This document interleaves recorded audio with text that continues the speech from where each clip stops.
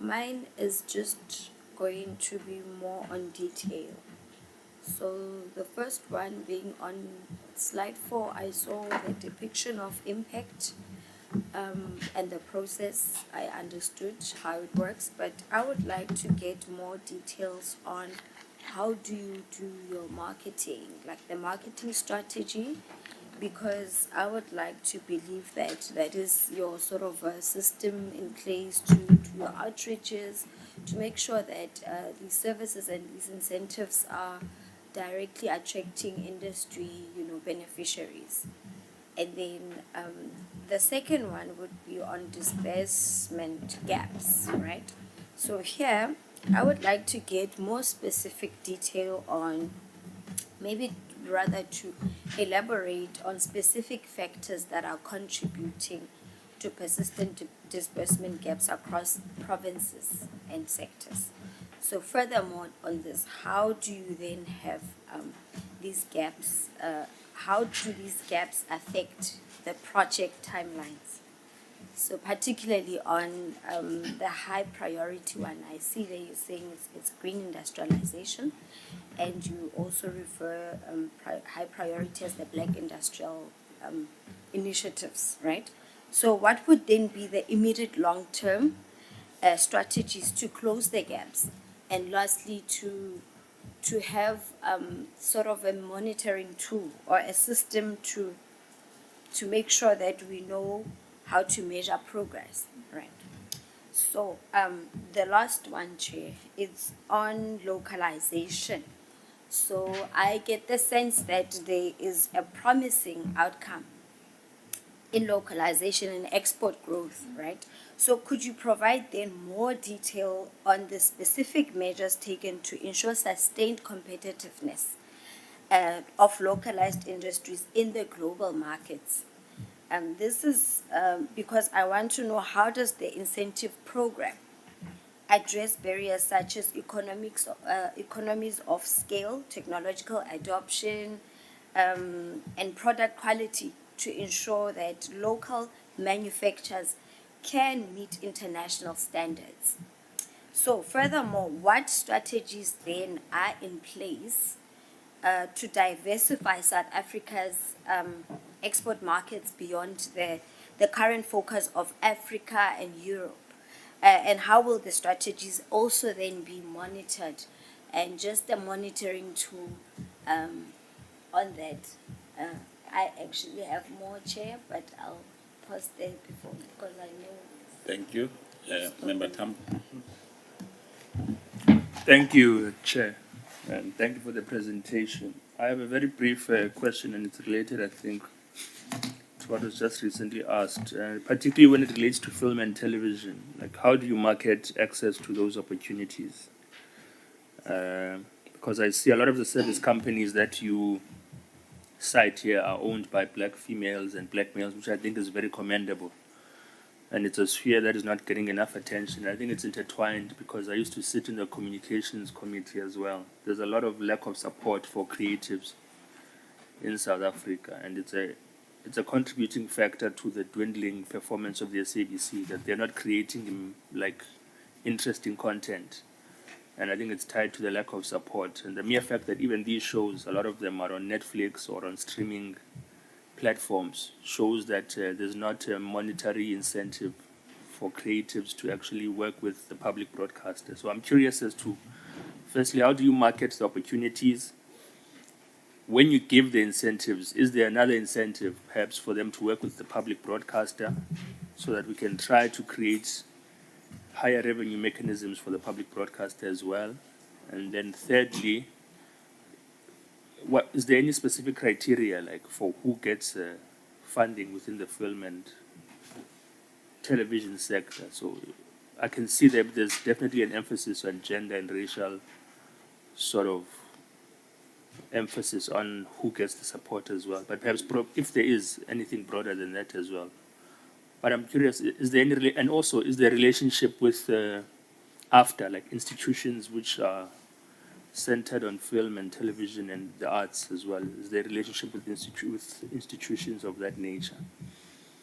But the shows I see, the shows are primarily on private streaming services. So I'm curious as well on any incentive on working with the public broadcaster and creating content for the public broadcaster, because there's a link that I think needs to be developed there as well. Thank you, Chair.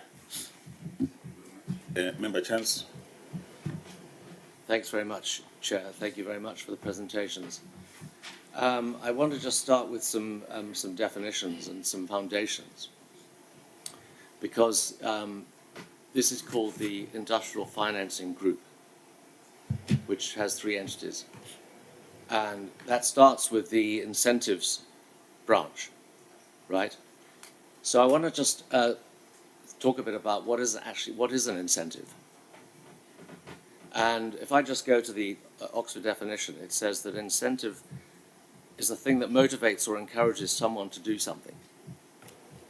For example, give farmers an incentive to improve their land. Or it could be a payment or concession to stimulate greater output or investment, such as a tax incentive for investing in depressed areas. So the point about that is that it's intentional. It's not just random, and it's not piecemeal. It's designed to achieve a particular outcome. So my first question is, how is the incentives branch, as part of the Industrial Financing Group, part of the bigger strategy of IDC, of the DTIC? So, for example, how does it interrelate with the master plans? Where are those decisions taken in terms of where is the capital allocation? Now, obviously, in a capital scarce entity, which you are, capital allocation becomes a critical strategic decision. Where do you put your money? That relates both to the incentives aspects as well as to the financing aspects, because they're different. They may have, they're measured in different ways, of course, but that also comes to the point about where are the decisions made as to what happens within the branch, within the IDC and the NEF. If you look at the amounts of money that is spent, by far the majority is in the IDC, followed by the IB, followed by NEF, So where are those decisions taken? I want to understand what actually goes on in your heads when you sit together in a room. Do you look for things to finance? Do things come through the door? Obviously a bit of both. How do you decide what, in an average year, say, okay, well, this month we're going to allocate that amount, this month we're going to allocate that amount. What happens if something comes through the door that you run out of money for? What do you do with it? How many of these investments or beneficiaries have been knocking on the doors of the financial institutions and have been turned away and have come to you as the last resort? Are you the last resort source of funding?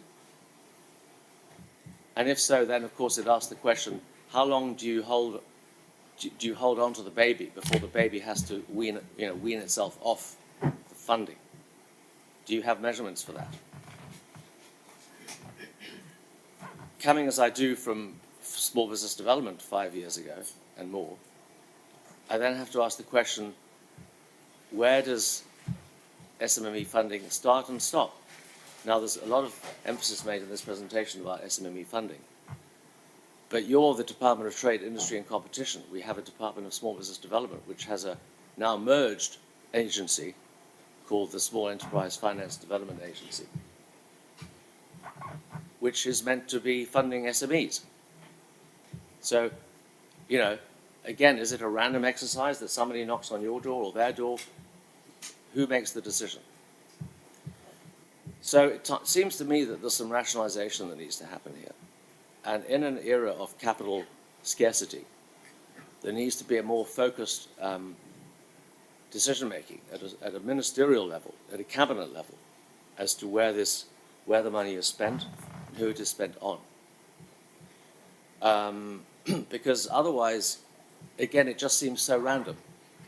Now, I know you have different focus areas. You've got green economy, you've got infrastructure, and so on, which is fine, but again, so do the other entities.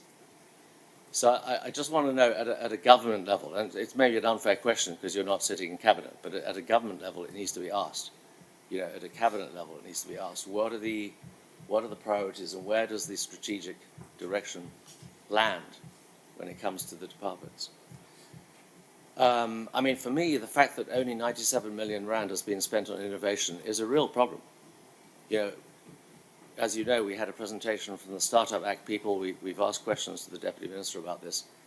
You know, surely in terms of the IB entity, startups and incentives must be really focused on, or at least incentives must be focused on identifying and supporting startups. And again, going back to the foundations of the IDC, you know, the IDC was picking a small number of very big investments, ISCOR and obviously Sasol being two examples, and there were a few others. But now it's funding thousands of businesses.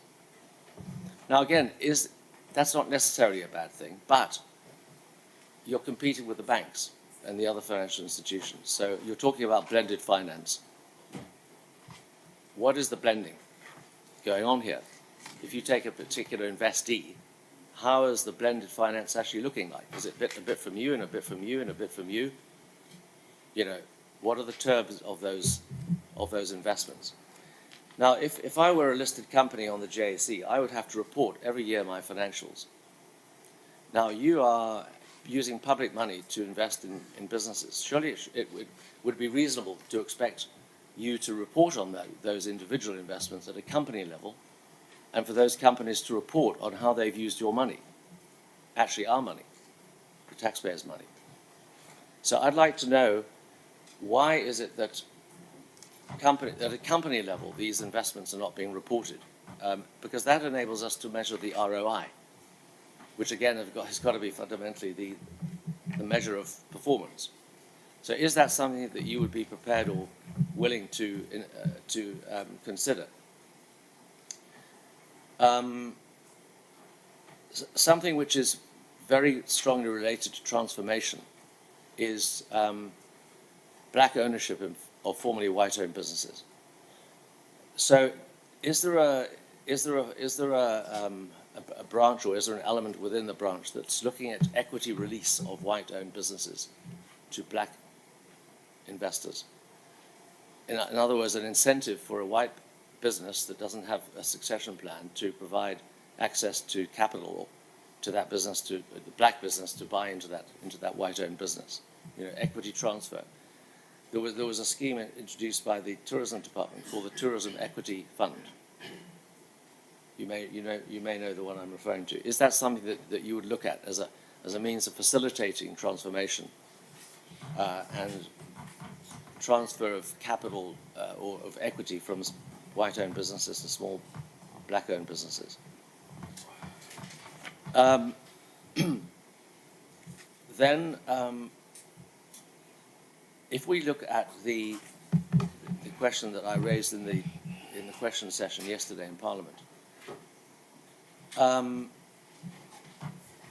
there is quite an emphasis on high-paid jobs, and I was quite astonished to look at, I think it was slide 19 on your presentation, at the cost of jobs created. I mean, in the chemical sector, we're talking about several million rand. I think it was 8 million rand without actually 8 million rand a job. That's a heck of a lot of money to spend on creating a job. Can we get a bit more information on why that is the case? And then the final question relates to, again, something that my colleague on the left was referring to, was businesses that are not succeeding. You know, so I asked a written question which was answered. You may remember the question relating to beneficiaries of the IDC that in business rescue. And I think it was about 3.5 billion rands of assets, investments made by the IDC that are now in business rescue. About 6 of those are actual mini mills, which are using arc furnaces to melt down scrap metal and turn it into metal products.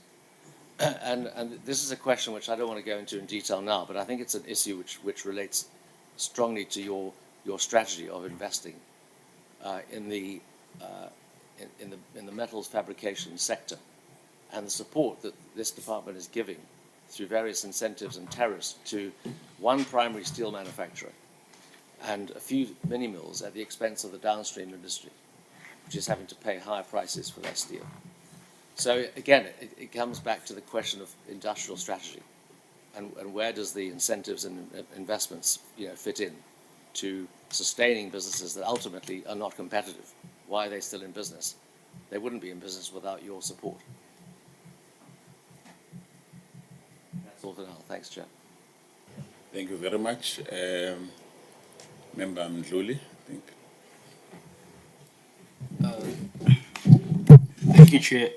Well, I've been covered broadly by my colleagues that have asked questions before me, but I just want to have just some clarity on slide 9 on projects that are located in 8 of the metros and 43 municipalities. I'm planning to go to Umzinyati district municipality because that's my constituency, so I have a soft spot for that place. And I'd like to have an opportunity when I'm there to engage with these projects that are funded by this institution in that municipality. So if possible, you might not have to do it now, but maybe as days go on, please give me like a written a reply of these projects so I can just have like a mini oversight on my own and engage with these entities or organizations that have received assistance from the organization. Thank you very much. Thank you very much. Member Mputu. Thank you very much, Chair.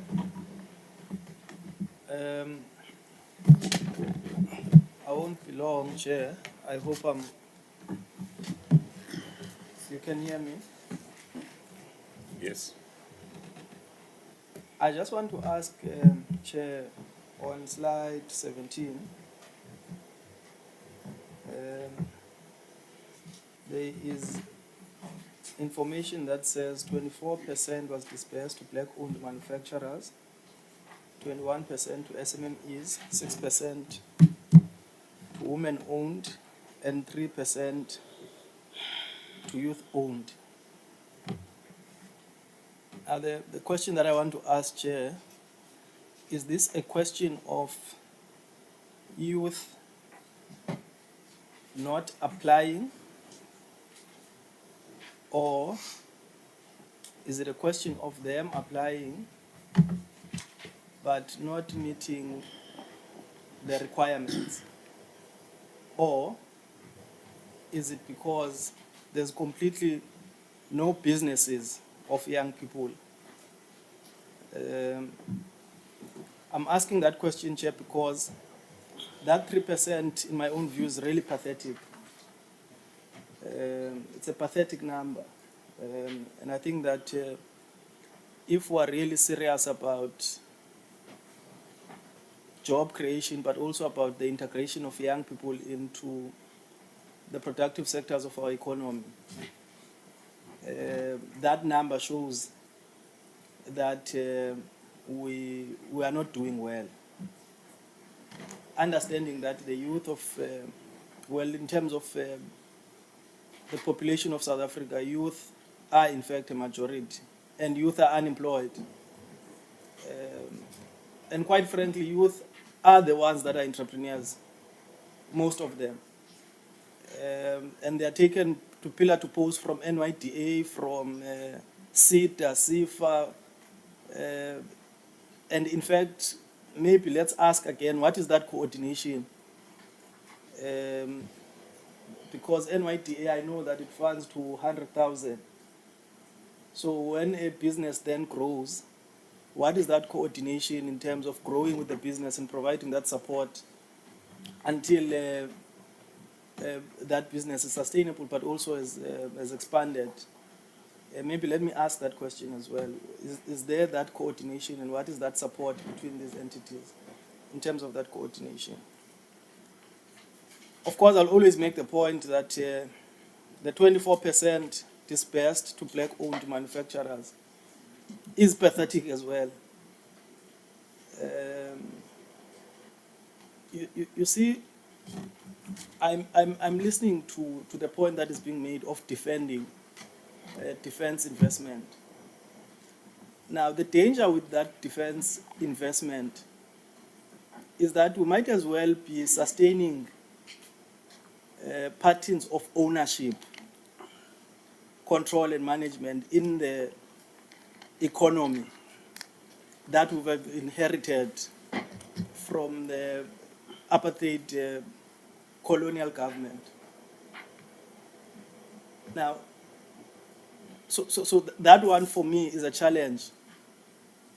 And we need then to look at new areas of investment where we can bring in and integrate those that have been in the margins of our economy. So as we do the defense, we've got to think very seriously about creating new areas of growth and development within those sectors that would reflect the demographics of our country. And also maybe even the issue of around equity, Chair. Not equity in the sense of bribery, as these BE deals are mostly done, that we are just a bored person there wearing suits, but there's nothing productive that you are producing in the value chain. But really, real equity, productive equity. And I think that we've got to force, as we defend the investments, but also we've got to force them to open up their value chains so that they integrate more people. Again, the 6% as well, pathetic women. I think, again, the same question for me would arise as the one that I would have raised with youth. Just as a last comment, Chair, you see, this thing of funding districts or municipalities outside the metros is not a favor, and should not be understood as a favor, but also should not be understood just as in a simplistic way of creating jobs only. But again, it's part of the project of spatial transformation, because as you invest in those areas, you create nodes of economic growth. You are also transforming the spatial planning that we've inherited from the apartheid past, because the so-called rural districts and so on, when you invest in them in terms of infrastructure projects, you are changing the face of those towns, you are changing the face of those municipalities, but also you are creating economic value and stimulation so that we don't have to come to Joburg, we don't have to come to Cape Town to seek jobs. But because there are new opportunities, there are new nodes of economic growth and participation, we are able to ensure that the migration towards the urban centers is limited. We kind of work against it and we create value where people live, because part of the things is that also you are creating value for money.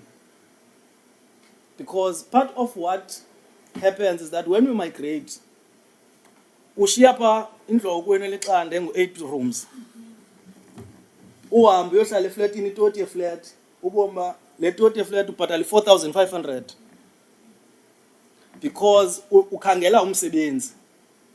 But if lo msebenzi ubungawufumana closer to home, kwela qanda and the quality of your life, because it means you must spend 4,500, you are left with 2,000 rands, for instance. So these are the things that we really start to really think about. Umuntu ayosokola uzibone sosokola ngapha township kodwa awusokoli. Xa usokola urent utoti ushiya iqanda elikhulu 8 room kweqanda. Uthiwa abantu abamnyama bayasokola. Kanti awusokoli, phaa buyitya iketse uvube ngamasi uright, xhela inkukhu kumandi kokwenu, but uyaphangela uyavuka kusasa. But because funeka uthutheke uye eGoli, uzibona ngoku nawe sobalwa ngabantu abasokolayo because ulandela umsebenzi. So zezi zinto funeke sizijonge, si-create imisebenzi apho abantu bakuthi bahlala khona. And investing in small businesses is doing exactly that. Uyayiva mzalwane wami? Thank you very much. Thank you. Thank you very much. Member Bester.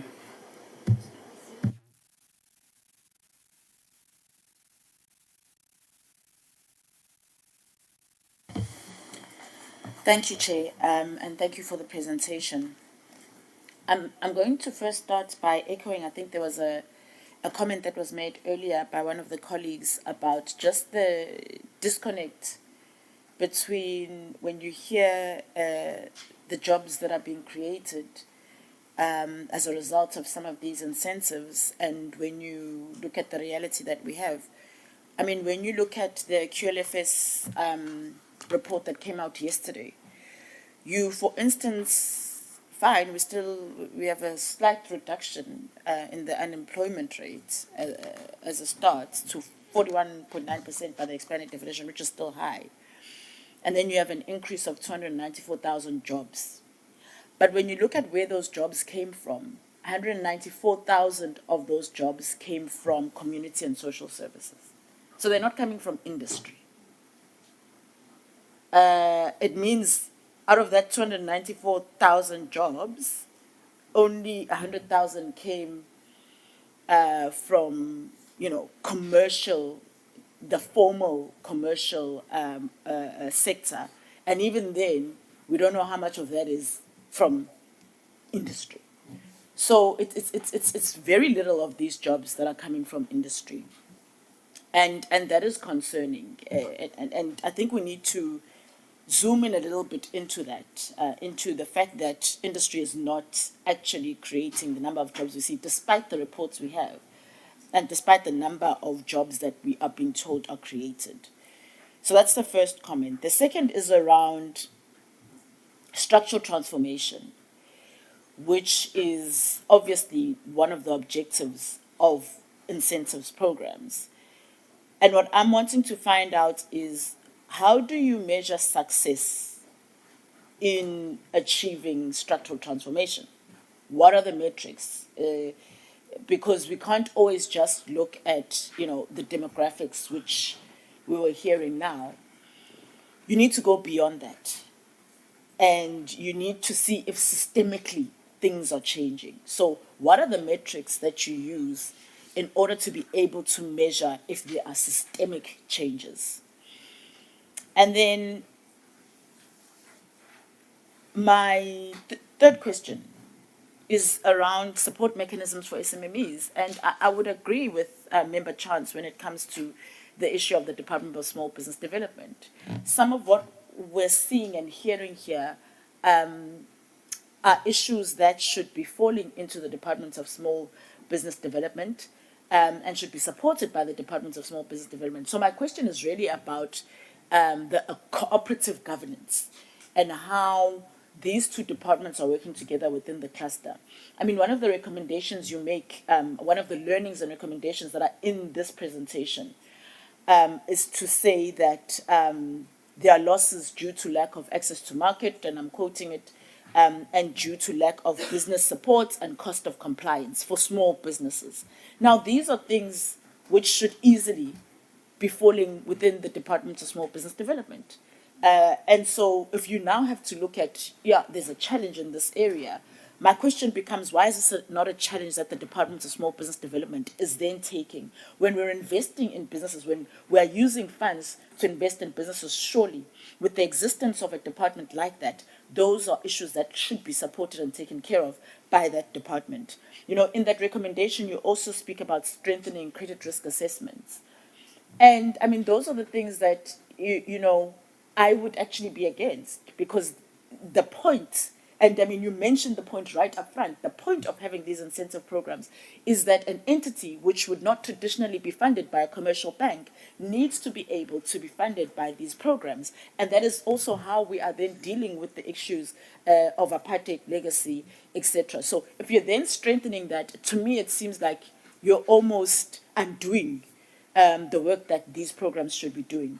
And so that is a comment that I'd want to give in terms of that credit risk assessment. If you strengthen that, you're then doing away with some of the benefits of the program for overall transformation. And then lastly, my question is about these programs and their continuation. I mean, I mentioned the QLFS report from yesterday. And what also came up from there is that we've almost doubled the number of people who are classified as being long-term unemployed over the past 10 years. but these programs exist and have been existing. And I know employment is only one, of the outcomes that we're wanting to see from them, but it's a critical and important one. So how are these programs reviewed? I would ask as my questions. And what is the criteria for the continuation of the program?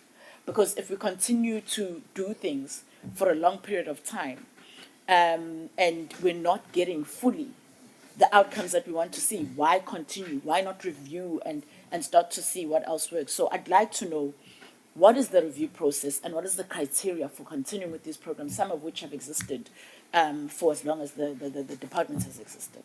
Thank you. Thank you very much. Member Kikam. Thank you, Chair, and thank you very much, Acting DG, and the whole delegation for the insightful and rather detailed presentation. Part of my difficulty, I think, well, not difficulty, but one of the things that we ordinarily have to do is to be skeptical about figures, so that we are able to interrogate them. It's not that we don't trust them or what you are saying, but we are interrogating the figures so that we are able to measure their impact. For example, yesterday there was a response to a question which suggested that there is now, I think, 33 point something % black ownership of the economy in South Africa. But when you walk around in South Africa, you don't see that. So you obviously have to wonder, what is it that is being measured? If you look at just the sheer scale of poverty, of incapacity, of marginalization, you have to wonder. Now, the question I would have, therefore, is in terms of the amount of money spent by the Industrial Finance Group, perhaps just looking at it alone, mindful of the fact that there are other institutions that play a similar role, both public and private. Do you also assess, from your point of view, the impact that the capital you spend to support industrialization, what impact it has on the structures, the systems, the relations of production and ownership of the economy?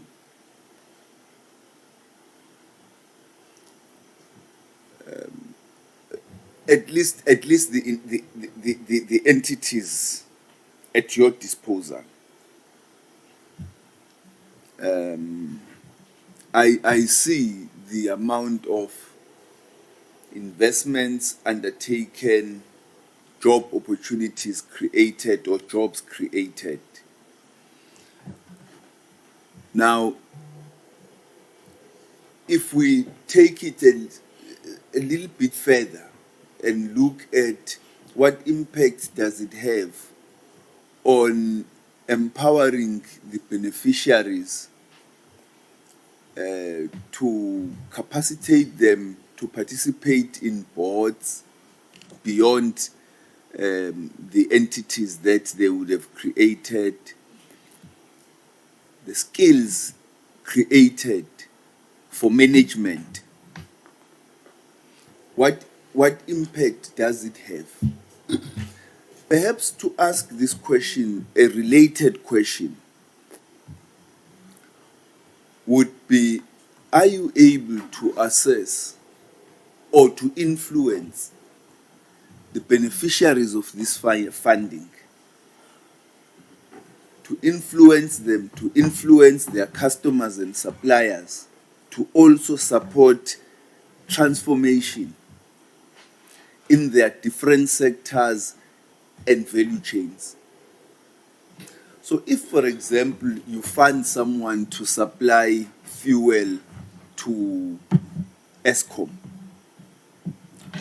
would you also say to them that this funding we give you, say they supply fuel using trucks, that the suppliers of your trucks, of your wheels, those who maintain your trucks, who service them, and so on and so on and so on, also should be black women or black youth or black people? So that in that way, the person who's benefited from this transformation funding does not, after benefiting, reinforce the existing patterns by just simply staying away because they've got targets.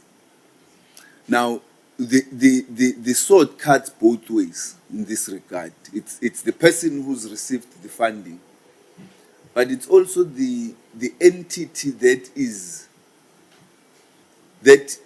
has provided the contract, therefore that says, for example, we want so much amount of fuel within this time frame. And so the person sits and says, I've got no time.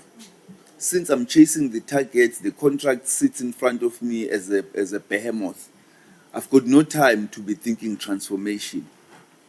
So are we able to leverage that the whole value chain, including the people to whom they supply their products, also understand the transformation objectives that are being pursued in this regard? The second question is with regard to the slide in front of us. It's a small question. Over what period was this? 1 year or over a 5-year period? So that one has a sense of, you see, what Honorable Mkutu was saying, 24% dispersed to black-owned manufacturers would seem small, would seem pathetic, to use his phrase, over a 5-year period. Over a 1-year period, it would seem understandable on condition, for example, that there was COVID, on condition that there was a proviso that actually led to this 3% disbursement to youth-owned enterprises. I mean, if you say, no, it was just over a 1-year period, there was COVID, then one would say, oh, okay, sure. But then what happened the following year and the year thereafter and perhaps the years before? But if you say this was 3% over 5 years, minus COVID, or some other big thing that would have caused disbursement to decline, then really, I think this is an underperformance. The slide says underperformance. But we're looking at a 10 billion rand disbursed over that period of time, and I'm sure there would have been much more over previous periods of time. And so what I'm trying to say is that the slide doesn't give us a sufficient understanding of the scale, the extent, and impact of this disbursement over the period of time that is not mentioned here. Now, going further, it would seem to me that we've got ourselves into a tailspin with regard to austerity and constrained growth. It's now become a vicious cycle. And all of us, in as much as we may profess our dislike for it, but we have just simply succumbed to it and are no longer willing to take the risk and invest beyond what the balance sheet provides, beyond what the austerity constrains us to do. Because in an environment where the economy is not growing, so we've got to look at various levers that we can utilize in order to get the economy out of constrained growth. Either it's government expenditure, household consumption, private investment, or exports.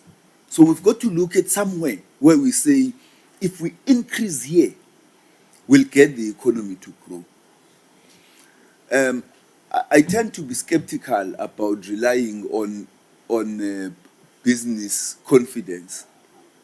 We've lived through many periods where business confidence was high and there was no investment. We've lived through many periods where there was stability in the country and everybody was joyful, but no investment. It would seem to me that government has got to do more. Grab the bull by the horn and drive the investment in the economy so that we get it growing, so that we can have money in the pockets of people. And to think we're going to grow the economy using social grants is actually bad thinking. So how do we raise the I understand the constraints. We're only talking about 3 entities here. On their own, they are not going to be able to inspire the type of growth we require, but they can play that role in their own sectors if they showed greater risk appetite and we said to them, one of the priorities of the department is to drive industrialization. That being the case, this is the new role we want you to play. Have we spelled out to these entities what new role we want them to play in light of these priorities? And so say to them that either we increase your investment bucket, mindful also of the fact that people out there may not have the capacity to absorb the capital that you are willing to provide because of constraints in the economy. But have we provided a new role to these entities and said to them, increase your risk appetite, therefore we are helping you to increase your capital basket so that you are able to fund various enterprise development projects so that we get the economy going, we increase the numbers of jobs and. The last question, Chair, or 2 questions, Chair, relate to, or maybe the last question relates to, 2. One is the NEF, because from what you were presenting, they have a lower disbursement ratio, which I suppose is because of lack of capital at their disposal. Are we thinking about that? Because I don't want to believe that the economy is constrained, therefore people don't have business plans. I believe people do have business ideas, do have business plans. They just don't have, either they don't have access to capital, or I don't know where to find the capital, or the capital itself is not there. So how are we addressing that? I'm deliberately raising this question because the committee has been talking about this quite frequently. And the final question, Chair, is, have we not reduced the role of the ITC in the South African economy? I don't think that the ITC that sits in front of us is the ITC that sat in front of South Africa in 1922, in the 1930s, in the 1940s. That was bold and ambitious. That was audacious, just plain audacious. I don't want to believe that it's the ITC itself that has minimized its role. I think that we, at leadership level, have minimized the role of the ITC and made it less audacious, perhaps risk-averse even. Because the ITC that supported the development of Sasol, that built Sasol, that supported the industrialization programs of Sasol, Eskom, IDM, ISCO, and so on, I don't think it's the one that is sitting in front of us. And I think what we are trying to say is that without big projects, this economy is not good. We're going to sit here and complain about constrained growth for another 15 years. We are so many years away from 2008. For another 15 years, we will be saying, no, the economy is constrained. We've got to shave. We've shaved our hair short of just removing the scalp itself. Unless we have audacity and are willing as the shareholder, because the shareholder, I mean, government is the only entity that has the opportunity to undertake risks of an unimaginable scale, so that the private sector also gets inspired by the risk appetite of government to also chip in. In the absence of that, all we will do is to sit here and say the economy is constrained, but, you know, if you resolve binding constraints are existing opportunities. The Durban container terminal is there. You're not building anything new. It's there. Rail export lines are there. You're not talking about building any new rail capacity. But what we are saying is that we need something big. We need something audacious that's just going to get the country excited. I don't think as yet we have an idea what that is. And I think it's something that both the ITC and the department and government as a whole need to think about and say, how do we get the country excited about what we need to do going forward? And you know, other countries beat us because we plan for decades. They plan a few days and then they start executing. No, not for us. No, for us, we will plan and plan and plan and plan and plan and revise our plans and come up with new plans before we implement the old ones. But the South African economy is in trouble. And the reason why it is not growing as it should is because of our own making. It's our own doing. It's not because the economy itself can't grow. This economy has far greater potential than we actually give it. Sorry, Chair, for long speech. Thank you. No. It's important that members engage to the best of their ability, because we have actually spent the first 6 months just trying to fix our ideas what will constitute growth in South Africa. I think there is nothing wrong with that.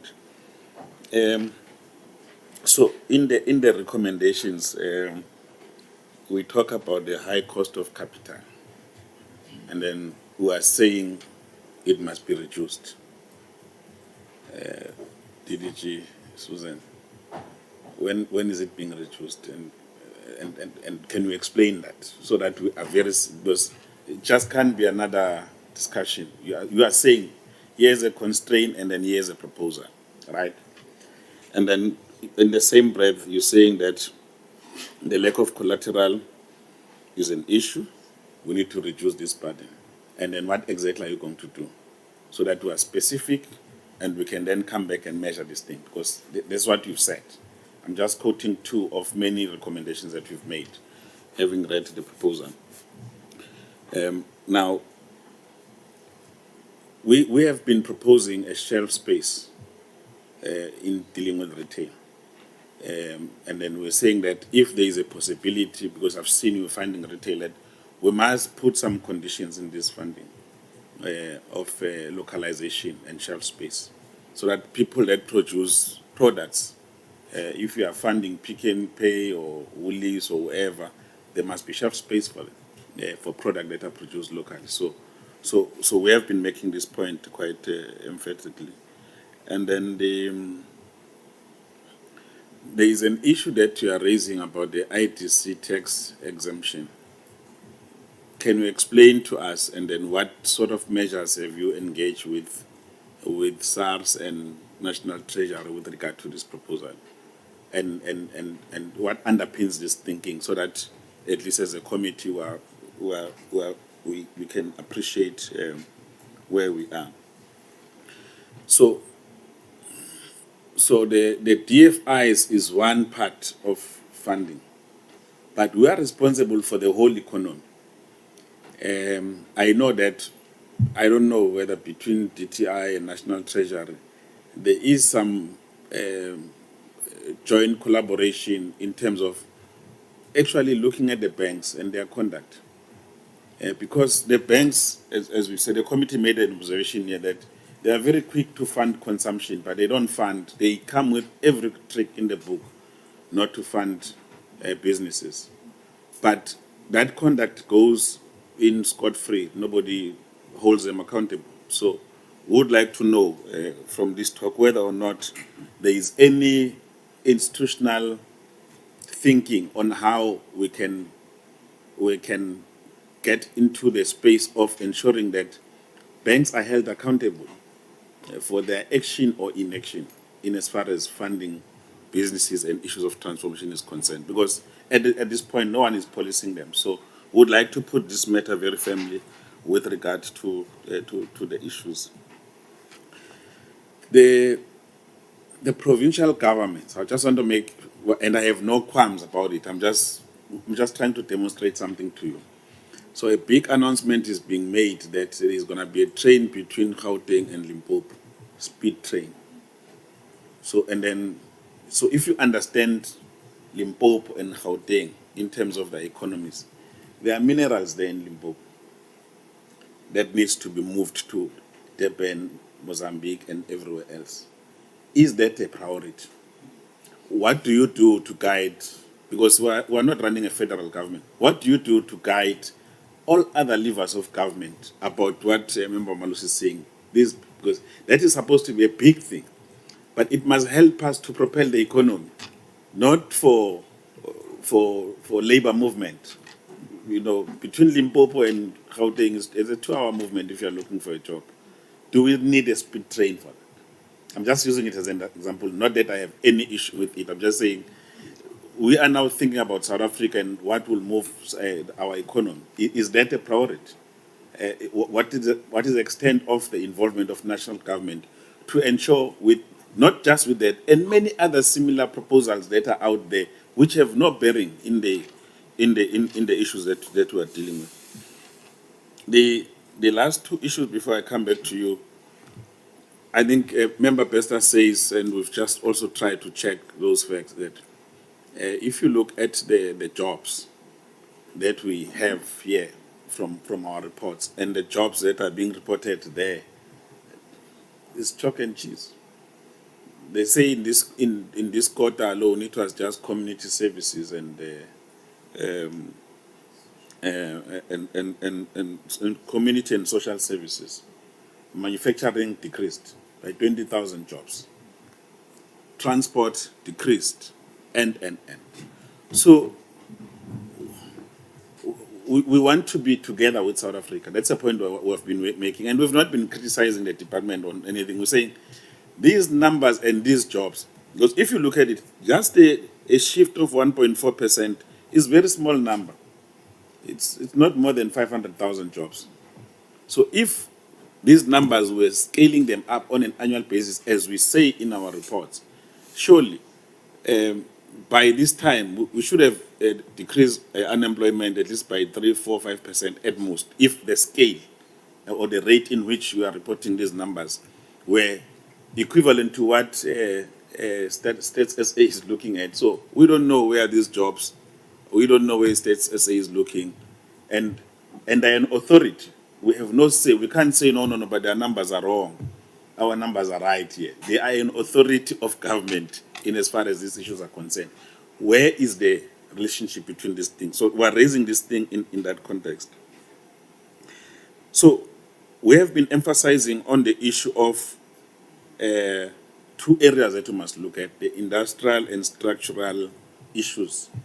And we've been emphasizing on issues of the ownership, management, and control patterns. Hope, DDG, when you come back with the BI report, you're going to break it down to us. Because for now, it's only geography, as Mampudu has been saying, that you've expanded in other areas. But who are these people in terms of demographics? Can we see them now? You say to us, okay, here for the past 5 years, in all the areas, including now the ECIC, we need to see what they're doing outside of the country, who they're supporting, and so on, because it's part and parcel of the financial sectors. So the last point is that when we say we are de-risking, and then we have these kind of recommendations, let's be firm with them, and let's see those things that we are saying here in the APP, so that it's not just another presentation. After a year, we all forget that we said we were going to do that in terms of defaulters rate. Someone has said, give us an assessment. Who's defaulting? How much amount? What are the reasons? Have we followed up? Or people just take the money and they run away to buy expensive cars and properties? We need to know so that we have a sense. Because this is public money, because it actually destabilizes you from funding other potential entrepreneurs who could be accessing this. So you've got I want to suggest that we take breaks, a tea break quickly for the next 15 minutes, and then when we come back, we then proceed DDG with answers. At least it will give you time to consult also with the colleagues. Thank you very much.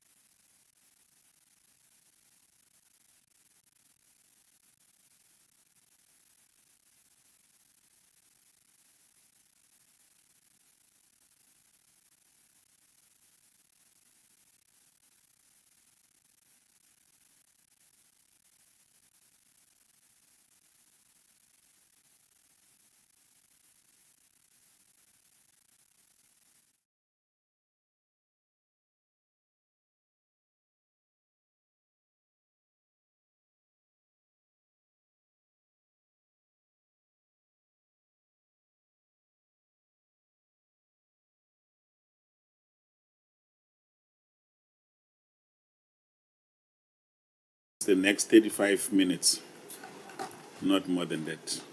We can push it to 40. So there were just too many questions. So, and then if there's other things you think they must be in writing, we are also fine with that. And then we'll have the last 20 minutes just as an in committee for to conclude our things so that we're out here by 1 o'clock. Over to you, DG. No, thank you, Chair, and thank you to the members. I will just take the questions in the order that I had put them, but some of those questions were really, I think, part of the same line of inquiry. Maybe to start with yourself, Chairperson, and agree that perhaps in our next sitting we will bring ECIC on board. Of course, their role is slightly different. They are an insurer. But be that as it may, an important part of the work of providing affordable financing to exporters. And then you raised the issue of shelf space. What we didn't raise here in this presentation, because this presentation is also backward looking, and this will link again with the question that was raised by Honorable Gigaba on the numbers and the time frame. Those numbers of the 24% were for 1 year. Yes. So here, what we didn't indicate was some of the new projects that we are going to be embarking on. And the biggest of that is this aggregator model, where it actually, I think for the first time, the DTIC is going to touch local farmers and local producers in a way we've never done before, working with aggregators to take those products from them, let them focus on their farming, and let somebody sort out the marketing and the shelf space. And we're working with NEF on that one. I'm linking this also to the question that was raised on whether there has been a discussion with the entities on spelling out their role going forward. And Chair, they are here. They will indicate to you that they had a difficult 2 days in their strategic sessions, where we were actually plotting a way forward with them on the areas that will require change going forward. And I think some of it, you're going to see it coming fairly soon, where you will see IDC in transactions that traditionally, at least in the last 20 years, we haven't seen IDC playing in the rail space and various other spaces in the logistics sector, where IDC will also be asserting itself as the state is reconfiguring its own model on how to manage the different parts of the logistics sector. And we see IDC as an important role player in that, just as one example. And then there were questions that were raised by Honorable Mkutu, which were fair about the low participation rates that we were showing there, both for youth and for women. And the question was whether this low participation is a result of a lack of application. And the answer is actually it's both lack of application and also applications that we receive that may not be ready. Hence, you saw in the challenges slide, the colleagues were conceding that we need to actually amplify project preparation, especially for some of these projects that are owned by young people. They come with some in some instances a lot of risks, and it's more clearly shown there these issues of collateral and the difficult milestones that are put in to be able for a financier to say, okay, if my money is lost, I'll still be able to recoup. But what it does is that it does put a little bit of a hurdle. And that's the work that they have to, in this financial year, see how they resolve it. There is a scale among the financiers on where the small business agencies fall in and where the DTIC ordinarily plays in. But I'll ask the colleagues to talk to that. There was a time where I think it was 5 million or even a little higher. The DTIC will take it from there, and then anything below, it will go to the other entities. But even when you do that, then there becomes pressure to say how many people are going to come with projects of that much. So, yeah, we deal with the coordination issue. And when you streamline, then we deal with the issue that, no, but if that one can support, you can close the door. So it's a constant struggle that we have to work through. And again, if there is a good project, I think all funders in the private sector jump at it, and even within government, there are those that want to have a stake, because a good project is not its original size. A good project is actually its original size plus its potential for growth. So, but the colleagues can add more there. Chair, with the stats, we're dealing with 2 periods. We are reporting to the committee 2023-2024 ended in March. And the quarterly labor force is talking about something else. So we will always have that, but I think the judgment is whether at any one point the numbers that we are putting there, one way or the other, mirrors what is happening in the economy.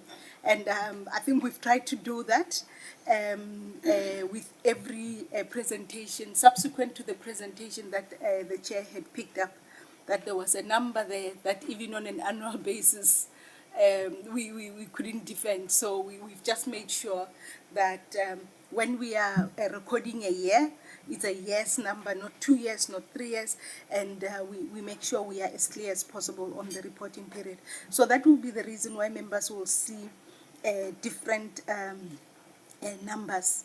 And then Honorable Seate raises an important matter on how do we make sure people know that these things are there and there's access.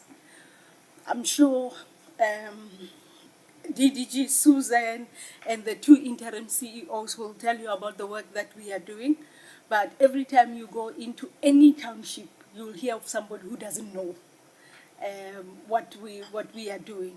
So this is an ongoing work and ongoing challenge that we have to find a way to address. IDC of late have been on the newspapers, and they've been in radios. I think one of them, Power FM, and a number of others. They've got special segments on these issues. But I know for sure when there are road shows, imbizos, there'll be somebody who just doesn't know. So I think there's also work we need to do, including in universities, so that when people don't get a job, it's not the end of life. They know that there is another portal. There's potentially a relationship we need to also strike with the banks, just because of the reach that they have, that some of our marketing collateral can be placed in the bank. So there has to be a way that we go and we go out and we reach communities where they are at, as opposed to modes that we have traditionally used. So I concede that there's a lot of work to be done there. These disbursement gaps actually are reflective of the application gaps. So provinces such as, no, not even provinces, let me say metros. Because when we say Gauteng, then everybody has a view that everybody in Gauteng is then equally included. No, specific metros in South Africa have a disproportionate representation of manufacturing activity, in some instances to the exclusion of others. And when we put our programs together, it's those that are most ready that will then take on those programs. The things that we are trying out now, this aggregator model, is to go into areas where ordinarily we wouldn't have gone and to try and access applications there. But IDC and also NEF will talk about also the work that they are doing in townships to try and get more out of townships, and increasingly we have to go into rural areas as well for the reasons that Honorable Mkutu has raised. On the film and television side, we work with a public broadcaster. The issue is that there's two things that we have to sort out. I mean, the one thing that all of us can say with confidence is that South Africans are very talented. Some of those movies, as the DDG was presenting, she wasn't actually acknowledging some of the awards that followed some of those. The problem is our producers move from movie to movie to movie to movie, not as owners of their products, but almost as workers in their own productions. Because when you give sometimes this marketing rights, say, to a Netflix, because of circumstances, sometimes they negotiate contracts that kind of make them lose the intellectual property which is actually theirs. And what happens is that those productions increase what they call the library of productions of Netflix, as opposed to increasing the library of productions of the owner. And all they have is on their CV that.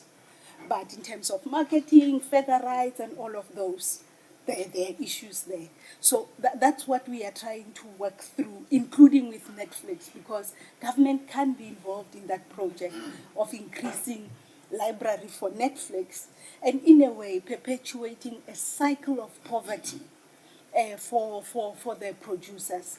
So we are trying to get them, and a number of the American production houses to see whether we can have a strategy where we're not working on a production by production basis, but an agreement that actually allows producers who are the weaker persons in the negotiations to have much more power based on government funding.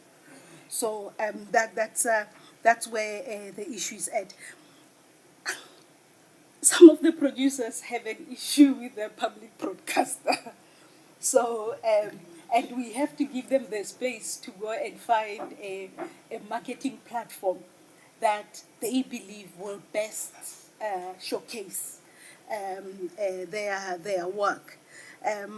But I think it's an ongoing struggle about payments and frequency of those, and issues linked to that does warrant that a discussion be had with the public broadcaster. There was one time when there was a view of 80% of local content, but it didn't quite work.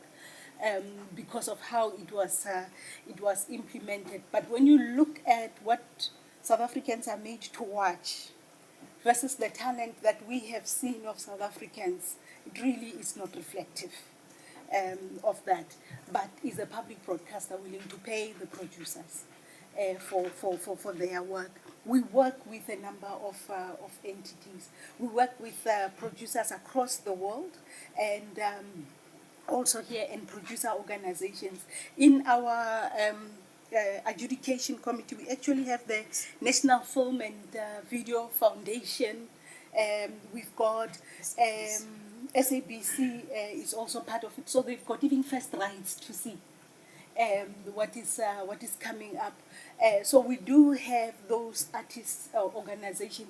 I saw members laughing when we were dealing with the names of the productions. We don't care too much about the name of the production. We care a lot about whether that production has feet or not. And then there are those that care for the content in terms of how it is rated, because government has to also be careful that we fund appropriately rated content. And then I'll leave the issue of capital loss. Honorable Thring raised it to the IDC and the NEF to deal with. Monitoring and evaluation of our SEZs, we do that. It's part of the funding agreements. SEZs tend to be able to maintain their infrastructure in a quality way much more than what our industrial parks, especially the struggling industrial parks, are able to. Honorable Thring is absolutely right, and I think Honorable Thring was talking about Incandastria, which has been a problem of this cross-border issues.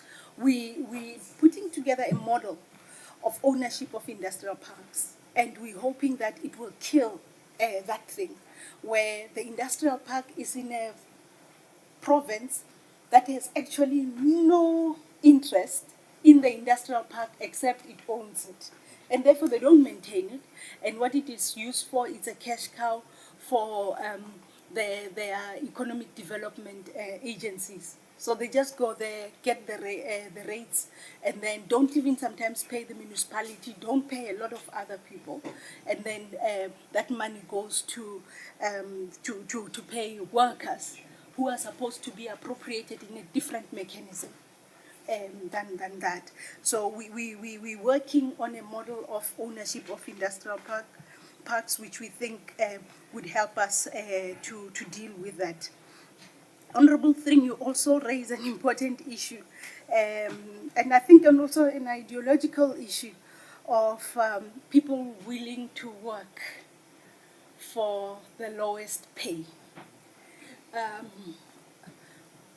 think ideological in the sense that what would that mean for government? Yes, it will mean a lot of people are at work, but it will also not necessarily alleviate the burden of government to deal with certain aspects of those people's lives, because their money can't go further.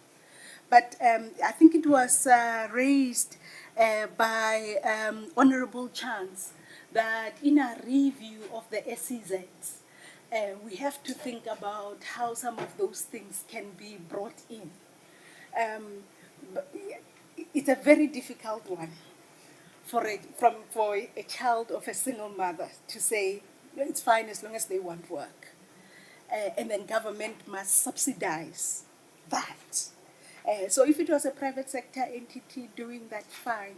But government also subsidizing it without also making sure that the profit splits and all of that are reflective that there are people who are just sweating their lives without proper return. But we took the cue when Honorable Thring raised it, not Honorable Chance raised it, that we'll look at it. We'll have an open mind about it. But it is a difficult one, because it goes to the core of what actually are you solving for. So and then on the issue that Honorable Chance was raising, there is an absolute link between what you see coming out of the industrial financing side, master plans, and the direction that we are taking. When they design the industrial financing instruments, there is a way that is actually approved in the department that ensures alignment with the priorities. There are other areas where, in a way, you have to support, or otherwise you will lose it. So what you do there is actually just deal with quality of funding to make sure the money goes to the right stuff, as opposed to, no, you move the funds from here to here. And one of those areas is the auto sector. Gives us the best quality jobs, gives us the best export revenue. But you take out that funding, we stand now the highest risk of losing all those jobs. And unless we've got an option, it is not an option for those people that are working there. So there's alignment there because there is an autos master plan that supports that. Honorable Gigaba said that we now are becoming victims of austerity measures, whether we like it or not. And yes, when it comes to how the rest of the master plans are going to be funded going forward, we're going to have to think very hard about how that is going to happen. Remember, we're not doing this in a value-neutral society. We're doing it against societies that have much bigger pockets. And we are sitting in the southernmost tip of the African continent, and we want to engage with the rest of the world. So there are a lot of things that looking at them may be working against us. But again, as Honorable Gigaba said, in all of those things, there are always opportunities. And that's what we are trying to get out of some of these transactions. And then there was a question that says, are you using this funding to actually leverage transformation across the supply chain and across anything that's related to the transaction? And the answer is yes. In the IDC, for example, you will never get funding if you're not a level 4. Just on the get-go, you can't. In the DTIC, there are incentive programs where you have to have a certain specific percentage of suppliers who are black in order for you to be able to access the funding. Why do we do it differently in different sectors? Because we are dealing with different challenges that we know persist in those sectors. And we want to be realistic about the potential and the current of the black suppliers that exist there. What is the beautiful thing that's emerging? We have a lot of black industrialists who themselves procure from other black industrialists. And in the last conference, we actually showcased a huge number of black industrialists that were making procurement commitments towards black industrialists. There was a question that was raised on the equity and equity transfer. I suppose for transformation it's very important, but for the economy, no additionality. Just to move hands from one owner to another doesn't on its own bring in economic additionality. Some of the problem with some of these equity transactions is that this is inheritance of sweated assets that have not been updated over time. So even when you take over those assets, in some instances it is better for you to start afresh. Because in instances, they would have bought machinery, it has a capacity of this much. Unless it's producing that much, it is messing you up on the fixed costs part. You're not going to be able to work it out. And now, latter machines are able to produce smaller quantities. They're able to produce with little energy. They're able to produce using little water. They're able to produce using much more updated processes than the old machines. So each transaction has to be assessed on its own merit, and the DFIs do equity, but I know that when they do those equity transactions, they have to look very carefully because they've been burnt, taking on what essentially looked like a good business, and it turns out to be a very difficult business to upgrade for profitability. Generally, people don't sell businesses that make money and that are doing well. They sell something because they are seeing something up front. And that's the difficulty that in some of these transactions we are dealing with. Chair, I'm going to try and make sure everybody has an equal chance. So I will stop here and ask the interim CEO of the NEF to deal with some of the issues that were raised, followed by IDC, and then Susan, if there are any matters that I haven't handled. Thank you so much. Thank you very much, DG, and thank you, Chair. Maybe just to start on the issue of the jobs, there was a question that came to say, in terms of the transactions that were done during particularly the COVID years, what's been the success of those, what's the impact? So in our portfolio, what we've seen is that of all those projects we did during that period, about 40% of them, they have actually gone through what we call exits. In other words, they've fully paid the NEF funding, and those businesses have since graduated. That was another question as to when do you win businesses. So we work with the businesses. At some point, they pay us off, and then they would actually graduate. They would either go, maybe if they need expansion, to IDC, or they would go to commercial banks. And then about 45% of those businesses, they are still in our portfolio. They are performing. They have not reached their end of life, so they're still within the system. About 15% of them have actually failed, or they are in distressed situations. So that is on that one. And then maybe if I can take a related one as to the winning. What normally happens is that generally with projects, we fund them for a certain period of time. Some of them do go through extended tenures, or some of them will go through challenges where we'll do turnarounds. But in some of them, they would actually graduate. So we fund up to a certain limit, and then there are certain projects then that we would co-fund with the IDC. So the IDC will take over the projects when they now scale up, they go to big industrial stages. We're seeing a lot of projects that are actually going through that kind of processes. And then some of them then become commercially viable, and the banks are willing to take them. We've seen a number of our projects where the banks have actually refinanced them. There's a certain level of risk that the commercial funders are not prepared to take, that we have to take. That's part of our developmental mandate. And we see some projects being refinanced at very early stages, within a year or two. Once you've done the construction or setting up of a plant, then it does become appealing to other funders, and then they take over the funding of those projects. I fully agree, I think, with the point that was made by Honorable Mkutu about the impact of, she called it, we end up living to Idodi in Joburg. So that's, I think that was actually a good analogy.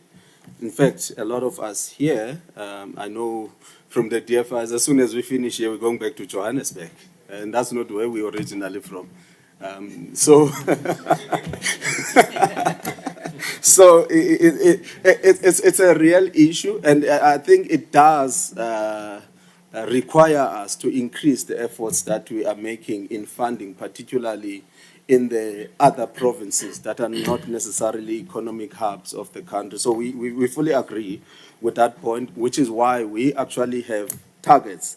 If you look in terms of our APP, for instance, our target is that at least 40% of what we do needs to be in those other provinces.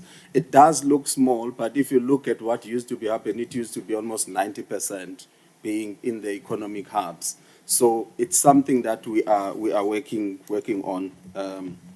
I think the DG has touched on the issue of the equity transfer. Another point I wanted to make there is that particularly when you do a transfer from white hands to black hands of a transaction, what we've seen, one of the reasons why those businesses tend to fail after those transactions is that you'll find that a lot of relationships were in the white hands. And as soon as you've done the transfer, if you don't have a mechanism for the previous owner to stay in the business, which most of the time they want to retire and they want to exit as soon as they receive, they're not prepared to wait for their money. So, and I think the DG made that point to say we will do them provided they are structured in certain way. One, we do need a period from the previous owner so that there can be a transfer of the skill and also of the relationships to the black entrepreneurs. And also we will do it if it's expansionary. So there needs to be value add, because as we do transactions, we want to create jobs. We want to see expansion within the economy. And the issue of machinery, I won't repeat it, that the DG made is very important to us. Then maybe if I can touch on the issue of the green energy, because, but I just want to make one point there to say, for SMMEs in particular, the cost of electricity is a significant factor. And if they are able to blend their energy sources, it does bring a benefit. So we do assessments as to the benefits of the alternative energy sources in the businesses that we fund. And there are significant benefits that go beyond what is actually the impact on it's not only about load shedding. We've learned that even during this period where there is a steady supply of electricity, that they still benefit to ensuring that there is a certain level of green energy in the businesses that we are actually doing. Chair, I don't know, maybe I'll stop there. Thanks. Thank you, Chair, and thank you very much for the challenging questions and comments from honourable members. I can start by giving a commitment, Chair, that these are the exact issues that we grapple with as management and with our board and with the shareholder when we're looking at our APP, our corporate plan, the KPIs. These are exactly the questions we do grapple with. I've also asked my colleagues, there's a couple of areas of information which we'll provide written response to as per your direction, Chair, and I'll highlight those as well. So in terms of squaring the jobs between what we're reporting here and the Stats SA figures, it's the second time I've heard this issue come up, Chair, in this committee. So I do think it's something that we're grappling with, because there's an apples and oranges issue here. And what I'm going to request is that our research and information department put something together to just try and explain why what are we seeing in the Stats SA and what are we seeing where we report, and is there any disjunction, what could explain those differentiations. So that's one of our commitments. Most of these areas we'll get back in a week. That one might take a bit longer because it does require some work. In terms of Honourable Mrs. Zana's question around where the jobs are created and retained across the various sectors, we will provide that breakdown. I'm looking at it here. Some of the big areas are agriculture and food processing, where in 2024 we retained 26,000 jobs, created 1,200. Clothing and textiles retained close to 14,000, created 461.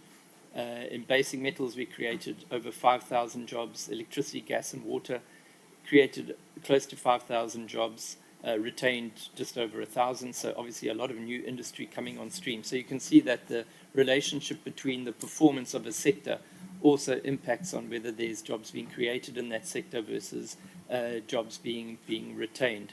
Also a high creator of jobs is in the film, TV, and recreational activities, close to 2,500. As opposed to retaining 3,000. So we'll give that breakdown, and it does make for interesting reading, especially if you take into context what's happening within those various sectors. We do also target, like colleagues have mentioned, projects outside of the key provinces, and there we'll often find the way that we will think about these investments is to find an anchor investment.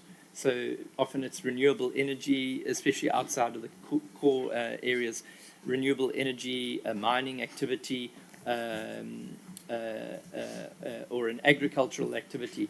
The key then is to say, what are those anchor investments what is the opportunity to grow ecosystems, economic ecosystems around them. So we have something called SMME Connect, where we connect small businesses in the areas so that not all of the services are imported from from Joburg to these other areas, whether it's construction or supplying, but are actually built within those areas, and thereby try and stimulate the local economy. It is also an area of partnership. We have invested heavily in the SEZs, so a lot of our investments do go into the SEZs, which are outside of the key economic areas and economic hubs. Chair, there was a question around, also from Honourable Msizane, about, what are the reasons for not supporting a transaction? And the example that was given was around misleading, and I don't know if it's ID whose client it is, but there was misleading information of around a technical partner. So when we do our risk assessment, and this also speaks to Honourable Webster's issue, the risk assessment would say the need for a technical partner, a credible technical partner who can support the growth of the business. How do you mitigate that? So a good risk assessment doesn't say what are risks we need to avoid. A good risk assessment says, how do we mitigate those risks to make this business work? So if you had a need for a technical partner, but misleading information or omission of information was there, it would be a serious challenge to complete that transaction and get an approval. It also speaks, if there was misleading information, to the credibility of the jockey, and we often find the sponsor, the credibility of the sponsor is one of the key success criteria for any project. So the moment that you have misleading information, it makes it challenging to proceed with that transaction. Again, there are ways to mitigate that risk. Do you have independent board members? Do you have a strong executive? Is it not like an executive chairperson, etc.? So we'd even look at mitigating those risks. Chair, again, there was a question around how we supporting the township economy. Again, I think this is something that we have a number of programs which we can provide something in writing on, giving a breakdown of the TPF, our energy resilience program, the various funds that we run to support township economies. Similar to what interim CEO of NEF was saying, COVID impacted certain sectors disproportionately. So, for example, in the tourism sector, we had to step in and support a lot of hospitality businesses on the understanding that this would be a temporary, that the pandemic wouldn't last forever. So we did restructure facilities. We came in with additional support mechanisms to support the businesses in tourism, and we've seen a massive turnaround in those companies. But we do have companies which continue to be affected by COVID, or they took a large knock during COVID that they haven't been able to recover from, and we're working with those business partners. And that speaks to, there's another question which was asked around from Honourable Siate, in terms of how do we ensure we sustain our competitiveness. So we have a very strong, we used to have what was called portfolio monitoring. A couple of questions were asked around this. So you do the transaction, the operating units do the transaction, get the approval, they hand it over to portfolio monitoring. We've totally changed that concept now. Now we call it client support and growth. And my colleague Helen is from that division. And there it's about saying what was the development impact that we wanted to see when we entered into this transaction, what are the kind of financial metrics we want to see from this business partner, and we develop value creation plans. We work with them on those value creation plans to grow their business. There was an issue around, and again, I don't know which institution it's from, and maybe Honourable Thuring, we can take it offline around a business that said their business idea had been stolen. It's not the first time we've heard of this, and we do investigate this. It's obviously, to us, it's a form of fraud, which we have zero tolerance for. So we do have a forensics team who investigates issues like this. I've personally come across one example where a sponsor did claim their idea had been stolen, but it was coincidence. It was in the same sector, received at the similar time, etc. But it's not the first time that we've heard these cases, and if we are made aware of them, we will investigate them fully. And like I said, we have zero tolerance for that type of behavior. The capital allocation, Honourable Chance, and how we determine the capital allocation. So we look at the opportunities within a sector. We look at the strategic objectives within a sector. And then we look at also what's potentially in our pipeline, and that's how we determine our capital allocation. And it is done, we do take into account, like Mzi was saying, we look at the different stage of the business, where should it be placed within which DFI. We also have sector differentials. We have transaction limits, which highlight the kind of areas we should be playing in versus other DFIs. There is some overlap. And there are also opportunities for co-financing. So we do a lot of co-financing with NEF, even with DBSA. If you think of the renewable energy program, ourselves and DBSA came in on those first, the REAP program. We came in on those first couple of rounds, de-risked the REAP so that the commercial funders saw opportunity there and came in. So where there is overlap, we look to coordinate our activities as well. We shouldn't be competing. We also, there was a question, and it links to Honourable Gigaba as well. 5 years ago, and I think I did report back to this committee previously, we saw the need to take our industry planners and our project developers out of our SBUs. Because there they were just doing, I won't call them vanilla, we don't do vanilla transactions, but they were doing those type of transactions as opposed to what we wanted them to do, which was identifying what are the new opportunities, what are the catalytic projects.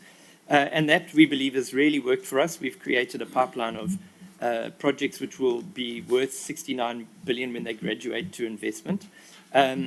We'll share with you a report that we did around Sasol, because we also looked at this about 4 or 5 years ago, Chair, to say, what would it take to fund the next Sasol? And it makes for an interesting read, because it would mean IDC would be coming to this committee and saying, we're working on 2 projects in 1 province, 80% of our book is there, it's going to create very little jobs, and it's 80% impaired.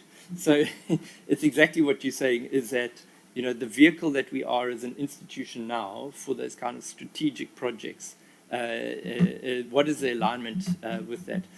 So that's why we created this division to look at industry planning and project development, to say what can we do as a catalytic investment, that role of being a catalytic investor to grow value chains.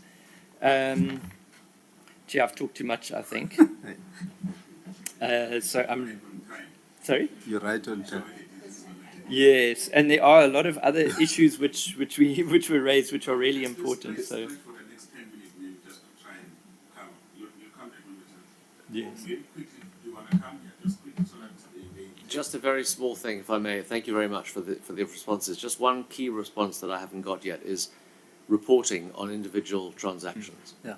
Are we going to be able to see at a company level what those transactions look like in terms of investment and return?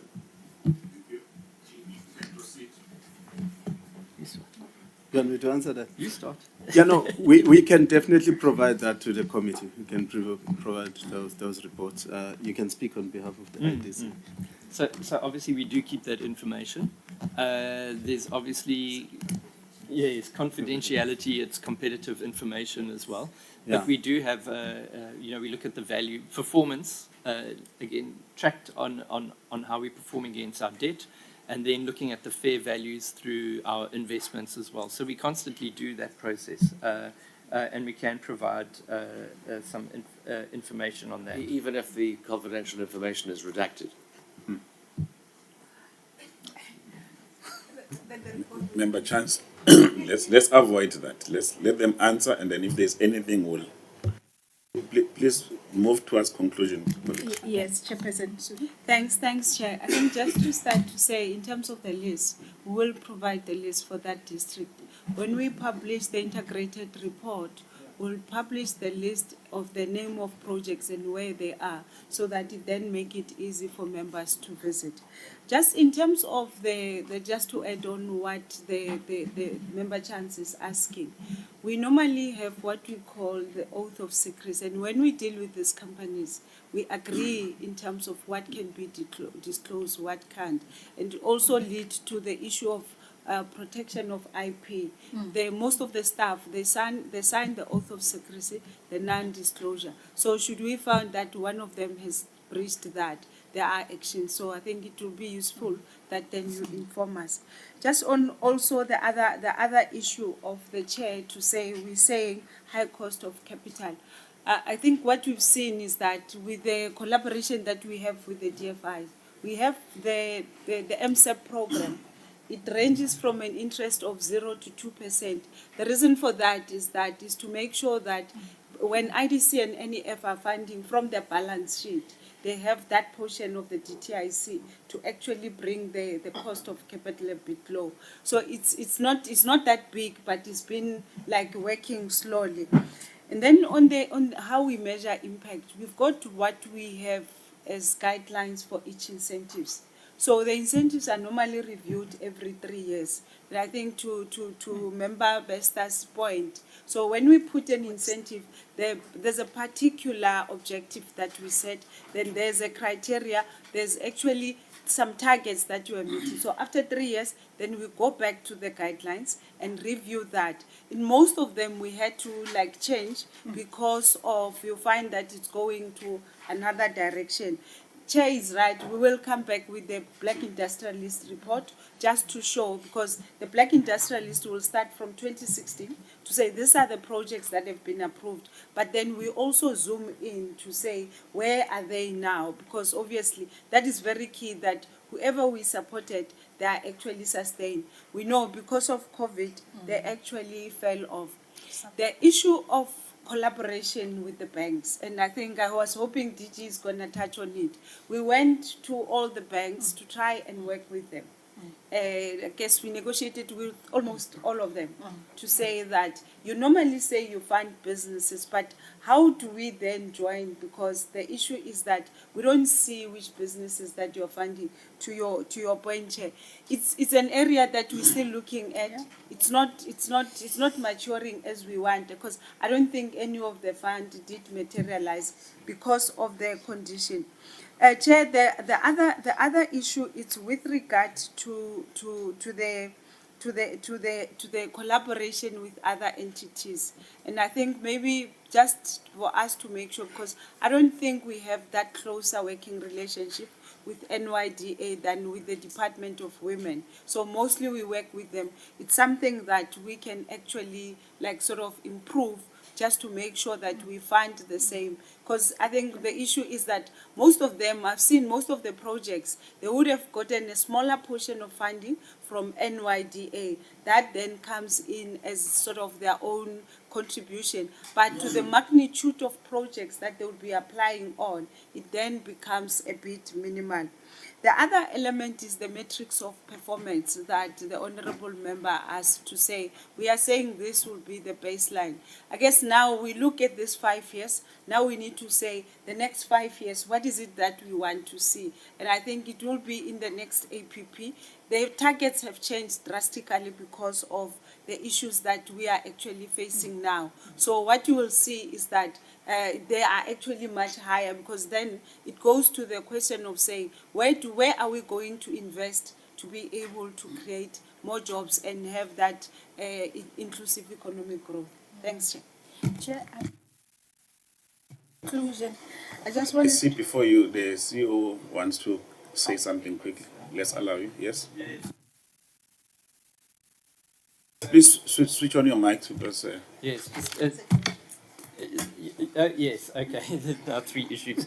On the tax exemption, it really is where we want to leverage funding from other institutions, and then how that funding is treated in our hands. It's often treated as attracting a tax because it's seen as income. So that's the issue we would be potentially wanting to solve for, but it does require additional work. It has been flagged by the department. Chair, just the two issues I think which on the sectors, the jobs created. So there are definitely big differentials between your capital intensive upstream industries where you might be trying to achieve particular strategic objectives to create jobs downstream. We wouldn't capture those downstream jobs in what we're reporting to you here. It's the direct jobs. And then also we wouldn't, where we've expanded a company and it didn't result in new jobs, that would be jobs neutral in terms of jobs created. So it's methodology and sectors. I did want to also speak to some of the disbursements Honourable Nkutu raised. So where we have approved funding, for example, to an AMSA to keep their Newcastle facility open, or to TCTA, or to Transnet, which are large facilities which we've approved, then that would obviously it's not black owned as well. So it wouldn't. So that also brings down that number. I'm not detracting from the fact that we do have targets, quite ambitious targets, to increase our funding to black-owned businesses, women and youth, which are available in our APP. Thank you, Chair. Thank you very much. I think we appreciate. I think this is a proper engagement, and I hope that some of the things that we've been drilling as a portfolio committee, will obviously be taking a very closer look into your new APP in terms of all the issues. We are concerned about the funding in the mining sector. You know, that 1% is extremely low. I think there's a lot we can do there. We're a mineral-rich country, so it's one area. And mining, manufacturing, and agriculture has always carried our economy. So it's one area that we really need to take a closer look at. And the second issue, Acting DG, I think the capitalization of the NEF is urgent. Is one area that we need to work, all of us, put our heads together. I had a small discussion with the acting interim of IDC. We really need to look into this matter and resolve it. I think there should be some way in which we can deal with it.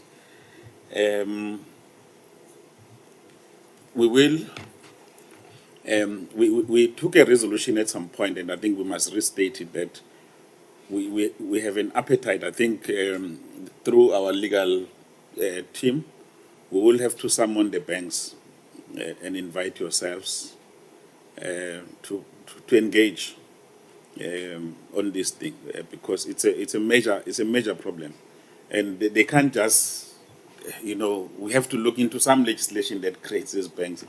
They can't just do as they wish. So we'll have to obviously look. I know there's about 26 or so banks, but we don't really need all of them. There's about 6 or 7 that are key. The teams will look into them, and then they will advise us here are the key players. Because in terms of the law of the Republic and our own rules here, we can't summon anybody to appear before the committee. So I think we'll summon the banks. We won't invite them. We will summon them to come. And then we'll want all our experts in the DFIs to then do a preparatory work in terms of all the issues that are of concern, so that we are then able to deal with the issues.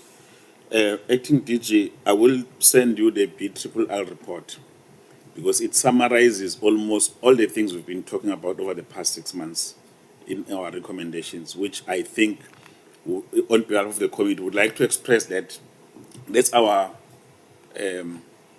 collective thoughts in terms of what we think could help us to move the DTIC and the economy forward. So those are the issues that we wanted to reflect before you. Would like to take this opportunity to thank you and the team, and we must continue engaging in the interest of building a very strong and resilient economy.